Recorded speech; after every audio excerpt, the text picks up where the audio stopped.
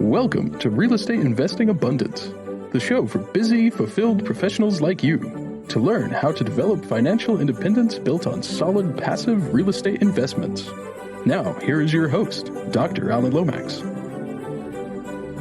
Hello, enlightened investors. I'm your host, Dr. Alan, and I'm delighted to explore with you how we can 10x our passive investor list with optimized marketing. Nick Love is a 24-year-old multifamily investor, operator, and marketing specialist with 189 total units under management. Based in Dallas, Nick is a marketing expert in multifamily real estate investing with experience in working with the best ever real estate brand, Think Multifamily, Goodegg Investments, and many more. So Nick, share with us a memorable experience from your formative years that helped you to be who you are today.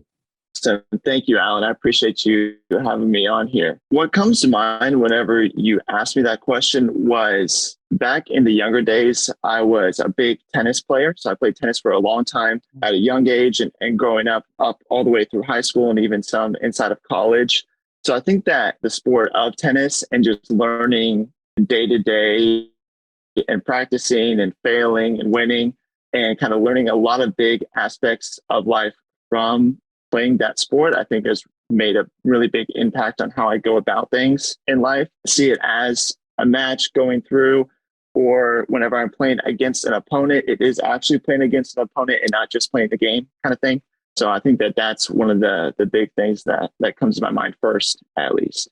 Okay, well, great. You know, that's just the way it is. Business is a bit competitive, and learning how to compete at a young age has got to be an advantage. Well, Nick, you have a very interesting background in advertising and social media in particular. So talk to us a little bit about, just in general, how a multifamily investor can use social media and why would we be interested in using it? Okay, so social media definitely changes day to day.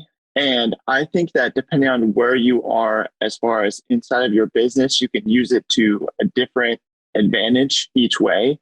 But the main point of social media that I think will benefit most people is, one, getting that exposure, not only building up that muscle for you to start understanding that you should be taking more pictures and videos, whether that's inside of documentation or to put out on your social media and website, but you're more so using Instagram and LinkedIn and Facebook and all these platforms as almost online billboards to kind of try to get as many people as possible into your website to try to funnel in leads, right? Whenever you think on a macro level, social media is just trying to get attention. And so you're putting out information to people that in turn, they'll end up seeing who you are and what you are and go to your website to try to get more information on your company and what you offer them. So a lot of people get social media wrong inside of multifamily because they try to put themselves up on this large pedestal. They try to be a perfect company or a perfect this and try to put out content specifically for a passive investor. But what ends up happening is that they do end up putting themselves all the way up here and almost acting like a robot,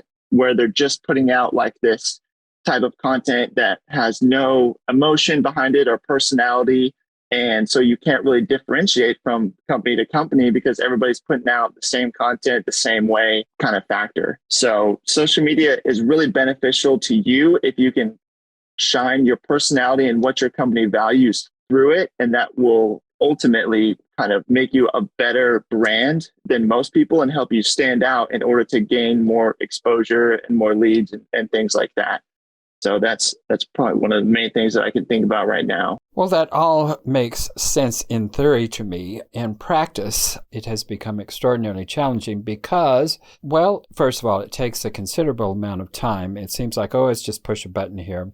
But then that's what you're talking about in terms of the robot kind of image that goes out there. And that's certainly what's going to happen if you don't commit time to it. The other thing that it seems to me is that it takes a continuous amount of creative effort to keep that fresh, to keep it personalized, to all those things that you just spoke to. And you mentioned Facebook, Twitter, Instagram, and TikTok, and I don't know, it seems like there's a new one out there every day. How do you keep up with it? And how do you keep it fresh? How do you keep it creative and still have essentially that billboard effect on all of those different outlets? It is overwhelming, especially at first, whenever you're trying to start from zero or start from 10 or 100. You kind of get overwhelmed in the idea where, okay, if I'm going to be on social media, then that means that I need to be on all of these social media platforms to get myself out there the maximum amount of times. And then let's say there's 4 or 5 social media platforms that you think about, and you want to post 2 or 3 times a week. And then you start doing the numbers and add up how much time and content effort you have to put into it. It does feel overwhelming.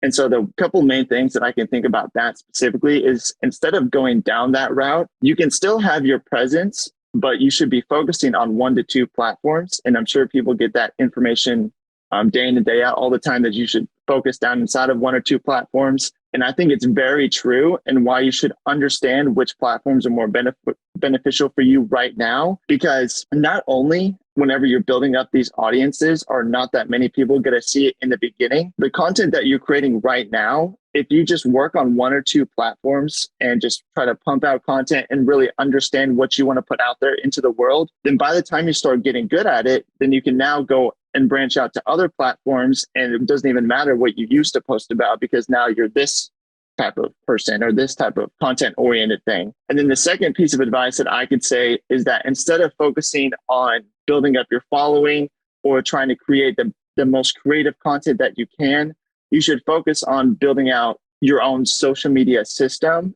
and your consistency with posting.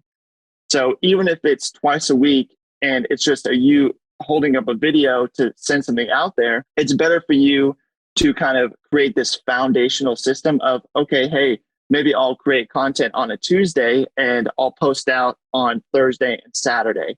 And then you just stick with that and move forward as you learn and as you do these things, instead of trying to do all this perfectionism at one time. I need to create the most creative post right now, because what ends up happening is that people get discouraged because they put all this time and effort into 1 or 2 posts that get no views and no exposure, and they think they've done something wrong.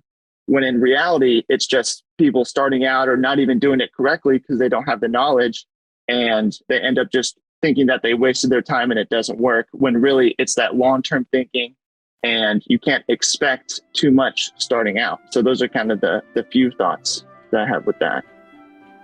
We'll be right back after a brief announcement. Are you a busy professional, passionate about the work of your calling, yet realize that even though you love what you are doing, you're exchanging your time for money? You know that if you were to lose the ability to exchange time for money, your financial well-being will be in jeopardy. If you can relate, I have great news. Steve Tucker Capital is an investment company designed for professionals to develop financial independence built on solid passive real estate investments. Remove the anxiety of an uncertain financial future and go to stevetucker.com. Get your free one-page 10-step guide to passive real estate investing. Yeah, certainly I think that is a big aspect of people just getting discouraged because, we hear all these things that this video got millions of hits overnight and it became an overnight success. Well, that probably happens about 1 time in a million, but we still like those stories, don't we? But it's the long haul in just about anything you get into. Well, do you have any suggestions for specifically which ones to begin with for particularly different phases of our multifamily investing career? Or like you mentioned, is it more determined by your personality? That's a good question. I think personality will always be a factor. And if you end up going towards a preference, let's say that you love LinkedIn, you already think you have a good presence on LinkedIn, sometimes it is better to start there and try to grow that even further because you already kind of have a momentum or a presence there instead. But then the second thing that I would say is that since social media shifts day in and day out or year over year, sometimes platforms will benefit you more depending on what you do, depending on how they are currently putting out exposure. Like a lot of people are posting out on LinkedIn or on TikTok just because there is 10 times more natural and organic exposure on those platforms than others. So whenever social media platforms are around longer and longer, their algorithm gets smarter and smarter. And in turn, it ends up shifting that exposure to people that are putting out really, really good content. So let's say for Facebook right now, if you have a Facebook business page, you get 1/10 of the exposure of putting out a post right now than you would 10 years ago, just because the algorithm changes over time. And you have to see that and understand that. So inside of your question, one of the best platforms I would say to be on right now for you would be LinkedIn and Instagram. And here's why. With LinkedIn, you can leverage a lot of new features that they're constantly putting out. Recently, LinkedIn put out on their mobile version, because I'm sure not as many people use the mobile version as I think for other platforms. You can now put on stories on LinkedIn. That's almost different, like they do on Instagram or on Facebook and things like that. So LinkedIn, you should be posting a decent amount, because inside of the professional world, that's obviously where there's a lot of people that are engaging, that are understanding. And then I say Instagram, because Instagram has a feature called Instagram Reels and Instagram like IGTV and those platforms, which you can think of Instagram Reels, if you don't know already, is like TikTok, where you're putting out videos, there's sounds associated, and it's almost short form video content. And the reason why it's so beneficial is because this feature is so new with Instagram. And I say new as in the last 6 to 12 months. They're pushing out to anybody that's posting reels. They're giving them more and more exposure. So for somebody like myself or somebody out there, let's say that you have 600 to 1,000 followers, you're a small creator trying to put out there, you could easily get 1,000 to 2,000 views on these Instagram reels just because you're posting out on the platform. So part of the equation is, what platform do I like? What platform do I like putting on, engaging with? And then the second part is, how is this platform helping me? You know, if I'm posting day in and day out on Facebook, it's going to be completely different from me posting day in and day out on LinkedIn or on Instagram. So I think that those should be factors in your thinking whenever you're trying to double down on certain platforms. And whenever you do end up thinking, okay, like 2022, I'm going to post twice a week on LinkedIn, let's say, then you should 100% make sure that if there's any option to put in a call to action or your profile has links in it, they should all be ready to work. You should already be able to traffic people to your profile, because you want to be able to capture all of that work that you're putting in. So that's kind of my thoughts. I think that LinkedIn and Instagram are probably going to be your best places, because even though TikTok is a great place for you to grow if you're posting daily and putting out content, I don't think too much of the audience that as multifamily brands that we're looking for is there. And so whenever you're trying to put in all this time and effort, just like you're saying, you want to be able to get that social ROI back, which I don't think is there in TikTok right now. You may be able to build a following, but you won't build your audience, kind of thing. So how long are those Instagram reels? Are they 30-second reels? Is that what they're looking at, or what is it? I would say, from what I studied and looked, the optimal posting out is between 7 to 15 seconds.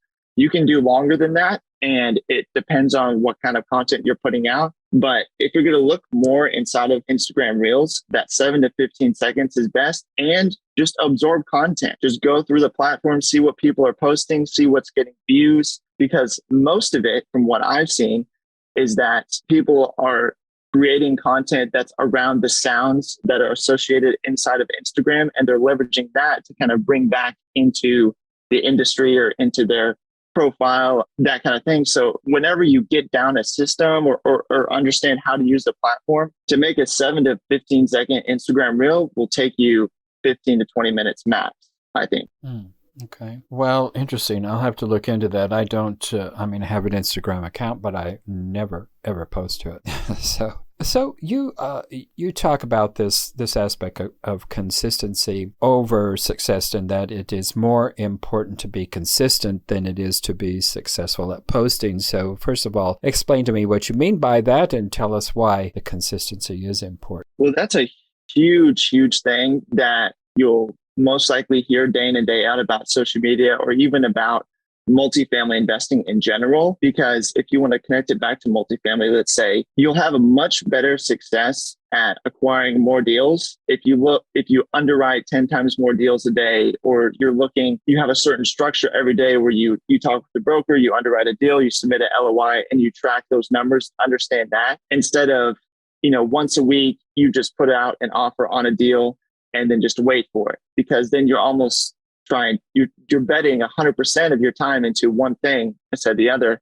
And you're almost trying to bet on, coming back to social media, that you'll be that overnight success, that you'll put out one piece of content and you'll get this crazy amount of growth back into it. So the reason that the consistency is so much more important than success is because social media is a short-term, long-term strategy. And I say that because it's short-term, where you need to post day in and day out, twice a week, 3 times a week, be very authentic inside of yourself. And you have to do that for a long period of time, because it compound interest every day. So every day you're building up, touch point by touch point on people. People are seeing you more and more and more. And attention goes away really, really fast inside of social media, inside of email, inside of almost anywhere. And every day that you do post, you go up a level in compound interest and you're growing your following. And every time you don't post, you almost go back a step or even 2 steps. So whenever you're posting out content, let's say 1 week you're doing great, you're putting out 2 or 3 times, and then another week you're doing the same thing, you post 2 or 3 times, and then you have 2 or 3 weeks where you don't do anything. Well, that almost is working against you, because you're investing that time and effort into posting out content, and then it just ends up not going anywhere, because then you're just back where you started. So the reason I say that it's important is because if you're big inside of fitness or big inside of in sports, you can't get buff or get fit overnight, and people understand that really well, where they need to work out 3-4 times a week, every week for a couple of years or a couple of months or something like that. And then you go deeper and you realize, well, actually the exercise part is really only like 25% of the equation. It's really about your diet, which is true. So then you start focusing on your diet and exercise and you see great growth. You start counting calories, you do this and that. And so I equate that back to social media, where if you focus on your diet of social media, which is your system, which is your kind of content you want to put out there, then you'll be much better off in the long term. Because now, instead of having this overwhelmment of what do I post and how often do I post and where do I post, you now have a system of, okay, I'm creating content on Sunday and I'm going to post twice a week on Tuesday and Thursday. And then it's almost like you have a great expectation of where you want to go and what you want to do. And just the final thought on this topic is, if you're trying to set out goals for social media, let's say, for example, you're at 500 followers on Instagram and you want to get to 1,000, it's better for you to think in terms of how many posts should I do, instead of I want to have a goal of 1,000 followers instead, because you can't control that. And people always say that you should not have a goal that you can't really control, or try to control things that you can't control, right? So it's better for you to say, hey, maybe over the next 3 months, I'm going to post 30 times or something like that, or 15 times. And then I'm going to look at all those statistics and look at all those things and see what went right and what went wrong, and double down on those. You'll be much better off to look at it as a trackable and controllable item, instead of, hey, I put out 30 different posts, but I only got another 100 or 200 followers instead of my 1,000 goal. So you think that you didn't accomplish, when really you're much better off than somebody else. Well, that makes sense. Well, just real quickly, tell us a couple of things here. First of all, email marketing strategies, some suggestions for that in terms of developing leads for our investors and finding properties and so on and so forth. Yeah. If you don't already have email marketing and strategies in place, which could be getting leads from your website, or whenever you're doing webinars, or whenever you're having deals, there is, I would say, 60 to 75% of your email marketing can be automated, whenever that's on your lead basis, on your prospect basis, or something that you can have created and then templatized and use that. So the main things that I say are, whenever you have people that go to your website, if you have your lead magnets, if you have your podcast, if you have whatever that you're trying to capture your traffic, there should be an email sequence for that. Because let's say that I'm a new person to your website and I go there and you offer this free thing that I'm downloading that has value, and I download it and I get it to my email, and then I'd never hear from you. I'm going to forget you within 2 weeks. That's a fact that they studied through, because our attention with minimal data, it goes away very fast. So if you're going to offer up some type of free value or some type of information that will come to my email, then you need to introduce yourself or why you're different or why I should care about you because I've read this whatever lead magnet that you've given to me. So I suggest that inside of your website design specifically, let's say that you have two different sources for traffic right now. So they can either download this lead magnet or maybe they just know that they want to invest with you right now and they fill out your investor form. Okay, great. So then what happens? You need to know your process as a passive investor lead that goes through, because the less friction that you give a potential lead, the higher the chance that they'll actually work with you or be loyal to you. That's kind of what we're trying to get with email marketing, is to keep the attention of the prospect and to increase our loyalty. So if somebody is submitting an investor questionnaire, they should get an email pretty soon or get a Calendly link or something that they could schedule out. And maybe you do end up talking with them pretty soon or in a little bit. They should get information leading up to it and after that, because it's not enough to just talk with somebody and then whenever you have a deal, you send it out to them, because there's almost no relationship. So the kind of point with email marketing is to get a closer relationship with that prospect so that you can have that loyalty. And a lot of that can be automated. So that's kind of the high level thing. I don't know how much time you want me to go into that, but those are my thoughts. Well, some good thoughts there. Nick, just one last thing, web design, and what is it that we as investors typically do wrong? Okay. Top three things that multifamily investors do wrong with website design. First thing, the title page. Right whenever I go to a website, I should immediately be connected emotionally, financially, or successfully.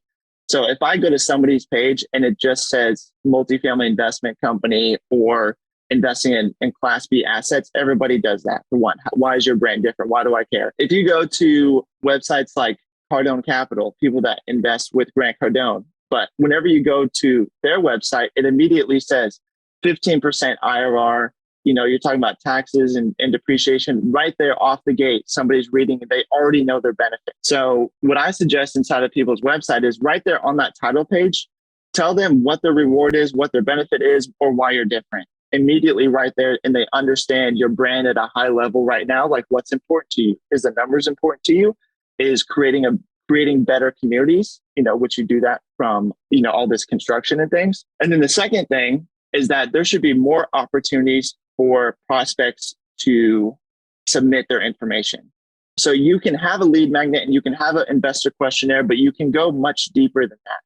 If somebody's looking at your blog or they're looking at your podcast, maybe you could offer them a document right there on that website. Be like, hey, download this document of our top 10 podcasts that we've done in the show and how they benefit a past investor or something.